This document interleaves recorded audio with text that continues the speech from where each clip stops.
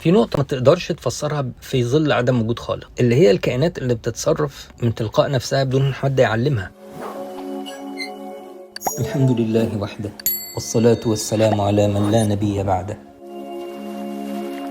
في نوع من الناموس الأنثى لما تيجي تضع البيض بتاعها بتضعه في بيوت زي خيوط العنكبوت عشان تحميها، وتحطها على الأسطح المائية، بتموت بعد كده. الناموس دوت لما بيكبر هو ما شافش الأم أصلا، ومع ذلك بيعمل نفس الحكاية. طب مين اللي علمه يعمل كده؟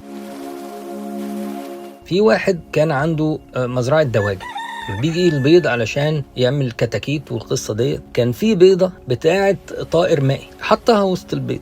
الكتاكيت أول ما بتطلع على الأرض على طول ويدوروا على الحبوب، يقعدوا ينقروا في الأرض يدوروا على الحبوب من غير ما حد يعلمهم حاجة. البيضة اللي فيها الطائر المائي ده راقبها الراجل، لقاها راحت على ترعة المية ونزلت في المية. طب ده مين اللي علم الكتاكيت دي انها تروح على الأرض؟ ومين اللي علم ده انه يروح على المية إذا ما كانش فيه خالق، إذا ما كانش هو متبرمج لكده؟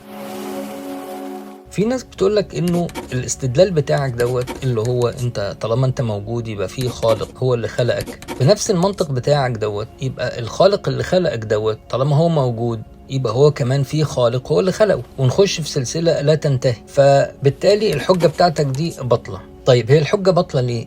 انت ما بتنفيش وجود الخالق اللي خلقني، انت بس بتقول انه في خالق كمان خلقه، وهكذا الى ما لا نهاية. لنفرض مثلا انا شغال موظف في شركة وانا ليا مدير ادارة، فانت بتيجي تقول لي انت فاكر ان مدير الادارة ده ما فيش غيره؟ لا، ده مدير الادارة ده فوقيه مدير عام، وفوق المدير العام ده في رئيس مجلس ادارة. طيب خلاص انا امنت يا عم انه في 3 فوقيه. هل ده يعني انه المدير اللي فوقيه انا مدير الادارة ده مش موجود؟ هل ده ينفي وجوده؟ ما ينفيش وجوده، الحجة قائمة. الحاجة التانية ان انت بتتعامل مع الخالق بقانون المخلوقات، يعني بتتعامل مع الخالق بنفس القانون اللي انا وصلت بيه للخالق. الاستدلال هنا مش صح.